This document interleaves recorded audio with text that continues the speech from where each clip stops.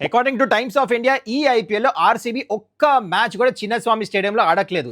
Government decision తీసేసుకున్నారు, saying that it's unsafe to organise matches in Chinnaswamy stadium. So దీనికి solution ఏంటి? 2 new home venues allot చేశారు ఆర్సీబీకి. ఒకటేమో DY Patel stadium, ఇంకోటి Raipur stadium. అయితే 2 వెన్యూస్లో RCB as a team record ఎలా ఉందో తెలవాలంటే చూడండి. So RCB as a team DY Patil స్టేడియంలో 6 మ్యాచ్లు ఆడితే 3 మ్యాచ్లు గెలిచారు. So 50% win margin. అండ్ రాయ్పూర్లో ఒకటే ఐపీఎల్ మ్యాచ్ ఆడారు, ఆ మ్యాచ్ గెలిచారు. కానీ when it comes to last year ఐపీఎల్లో చిన్నస్వామి స్టేడియంలో 6 మ్యాచ్లు ఆడితే గెలిచింది ఆర్సీబీ 2 మ్యాచ్లే. సో స్టాటిస్టికలీ చూస్తే ఇదైతే చేంజ్ ఆఫ్ వెన్యూస్ అయినాయో ఫరక్ పడదు టీమ్ ఆర్సీబీకి. అండ్ విరాట్ కోహ్లీ రికార్డ్ చూద్దాం బోత్ ద వెన్యూస్లో. రాయ్పూర్లో ఒకటే మ్యాచ్ ఆడాడు, 50 కొట్టాడు. కానీ ఇక్కడ చాలా ఇంట్రెస్టింగ్ చూడండి, డివై పటేల్ స్టేడియంలో తను 5 మ్యాచ్లు ఆడితే ఒక్క 50 కూడా కొట్టలే.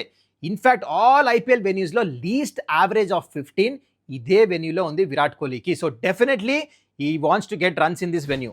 సో నెంబర్స్ చూస్తే యాజ్ ఏ ఆర్సీబీ టీమ్ బహుశా చేంజ్ ఆఫ్ వెన్యూ అంత ఫరక్ పడదు. కానీ ఇమోషన్ వైజ్, ఆ fandom wise nothing can beat Chinnaswamy stadium. అది మాత్రం players of RCB team definitely miss అవుతారు. ఏమంటారు ఆర్సీబీ ఫ్యాన్స్?